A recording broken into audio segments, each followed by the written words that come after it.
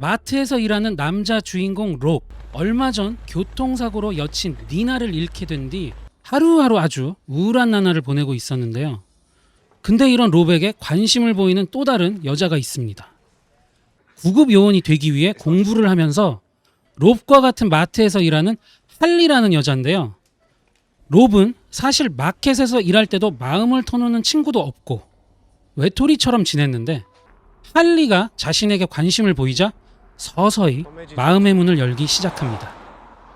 결국엔 같이 집에서 저녁을 먹으면서 첫 데이트를 하게 되고, 두 사람은 아주 급격하게 가까워집니다. 어떻게 가까워지냐고요? 바로 첫 데이트 날 저녁을 먹은 후 롭의 침실로 KTX급의 속도로 직행을 한 뒤 두 사람은 거사를 치르려고 하는데, 순간 침대가 서서히 붉은 피로 물들기 시작하더니 침대 시트를 뚫고 손이 불쑥 튀어나와서 할리의 다리를 붙잡는데요. 피투성이가 된 웬 알몸의 여인이 이 두 사람의 중요한 순간을 방해라도 하듯 모습을 드러내는데, 바로 이 여인은 교통사고로 죽었던 롭의 전 여자친구 니나였습니다. 일단 니나는 본인이 지금 어떤 상황인지 처음에는 기억을 못하는 것처럼 보이는데, 점차 안정을 찾고 자신의 연인인 롭을 애타게 찾기 시작합니다. 이 어처구니 없는 상황에 니나는 롭에게 저 여자는 누구냐고 묻고, 롭은 그 와중에 할리와 니나를 서로 인사시킵니다. 니나는 롭에게 다가가 키스해달라고 애원을 하기도 하네요. 이런 말 같지도 않은 상황이 벌어지는 것도 모자라서 롭과 니나가 키스하는 장면을 본 할리는 황당해하고 분노에 차서 자리를 뜹니다. 이렇게 매번 롭과 할리가 뭔가 둘이서 끈적끈적하고 행복한 시간을 보내려고만 하면, 더 정확히 말하면 침대 쪽으로 두 사람이 가기만 하면 거의 기계적으로 기다렸다는 듯이 피투성이의 니나가 사망 당시의 모습 그대로 뼈가 부러지고 살점이 뜯겨나가고 한쪽 발목이 반쯤 잘려나간 채 거기다가 목에는 유리 조각이 박힌 상태로 매번 등장을 하는데요. 하지만 롭과 할리는 니나가 계속해서 이런 식으로 모습을 드러내자 일단 니나의 존재를 인정하고, 심지어 침대에서 셋이서 아주 기괴한 사랑을 함께 나누기도 하는데요. 하지만 계속 이렇게 살 수는 없는 법. 롭과 할리 이 두 사람은 니나가 두 사람의 삶에 들어온 것을 받아들이면서도 결국 어떻게 해서든지 니나를 진정시키고 평온하게 저 세상으로 돌려보내려면 어떻게 해야 될까를 궁리해보기 시작합니다. 집안 청소도 하고 니나의 묘지를 방문하기도 합니다. 저거 하려고 저길 간 건가? 바로 이 기괴하고 어처구니 없고 끈적끈적하고 선혈이 낭자하는 영국산 호러 로맨스 코미디 영화는 2015년에 공개된 니나 포에버입니다. 죽은 애인이 다시 부활해서 남친을 찾아온다. 니나 포에버 말고도 이런 설정의 영화들이 있죠. 안토니 엘친, 애슐리 그린, 알렉산드라 다다리오 주연의 베링 디 엑스, 데인 드한, 오브리 플라자 주연의 라이프 애프터 베스 같은 작품들이 있는데요. 니나 포에버가 이 두 영화와 차별화되는 독특한 매력이 무엇이냐고 물으신다면, 베링 디 엑스나 라이프 애프터 베스 이 두 작품 모두 죽은 여친은 완전한 좀비의 형태로 돌아오는 반면에, 니나 포에버에서 니나의 존재는 영화를 보다 보면 좀비인 줄 알았는데 유령인 건가? 할 만한 장면들이 있어서 훨씬 더 모호한 존재라는 것.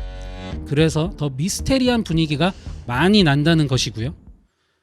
또 앞에 언급한 두 영화는 죽었던 여친이 좀비가 돼서는 굉장히 성욕이 센 걸로 나오기는 하지만 좀 더 코미디적인 분위기를 풍기는 반면, 니나 포에버의 경우 훨씬 더 후끈 달아오르는 에로틱한 분위기가 유지된다는 점이 다르고, 그 이유 때문에 특히 제가 이 영화를 훨씬 감명 깊게 N차 관람을 하게 됐습니다.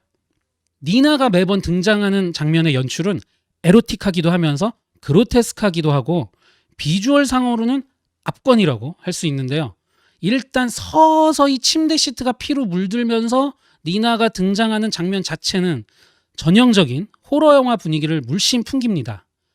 그런데 참 신기하게도 막상 니나가 등장하고 나서 롭과 홀리를 삼자대면하는 상황부터는 주고받는 대사와 함께 영화 분위기가 너무 자연스럽게 코미디로 돌변하면서 웃음을 주기 때문에 장르를 자연스럽게 넘나드는 이 영화의 전체적인 톤이 니나 포에버의 커다란 매력이라고 할 수 있겠네요.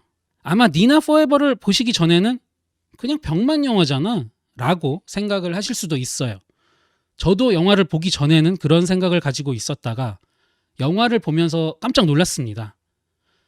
마지막 결말도 굉장히 신선하고 의외의 전개였고요.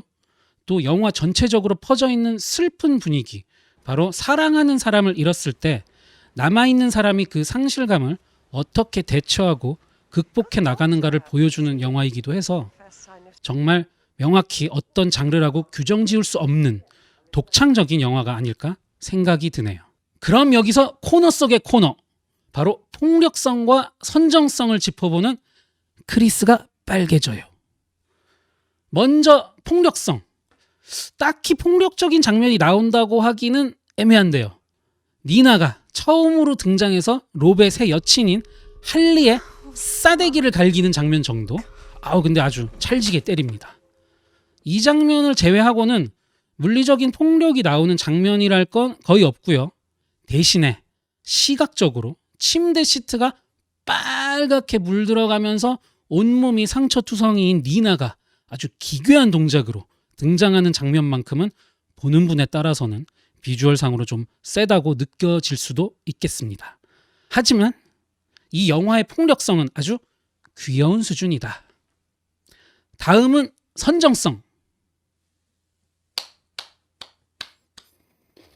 아주 훌륭합니다. 심지어 제 기준으로는 선정적인 장면을 굉장히 아름답게 그려냈다고 얘기하고 싶은데요. 영화 전체의 3분의 1 정도는 최고의 영화 로케이션 장소라고 할 수 있죠. 바로 침대 위에서 세 사람을 중심으로 이야기가 전개되기 때문이죠. 그렇다고 해서 과하게 노출만을 보여주려고 영화의 주제를 벗어날 만큼 선정적이냐? 그렇진 않습니다. 이 영화는 적당한 선에서 딱 필요한 만큼 영화의 전체적인 서사를 도와주는 정도로 영화의 톤에 맞게 적절한 수준의 19금 장면이 나온다. 그럼 저 크리스는 이 영화를 보면서 얼마나 얼굴이 빨개졌을까요? 영화의 스토리 전개와 캐릭터 빌드업을 위해서 적절한 수준으로 보여줄 만큼 보여준다. 그래서 크리스의 얼굴은 살짝 빨개졌다. 오늘 소개해드린 코미디, 로맨스, 호러, 휴먼 드라마, 이 모든 장르를 넘나들면서 아주 밸런스 있게 재미를 선사해준 영화 니나 포에버, 웨이브에서 시청 가능하시고요. 크리스의 빨간 영화는 다음 시간에도 피를 아주 원 없이 뿌리는 폭력적인 빨간 영화, 또는 몸이 아주 후끈 달아오르는 19금 빨간 영화를 가지고 다시 찾아뵙겠습니다. 안녕.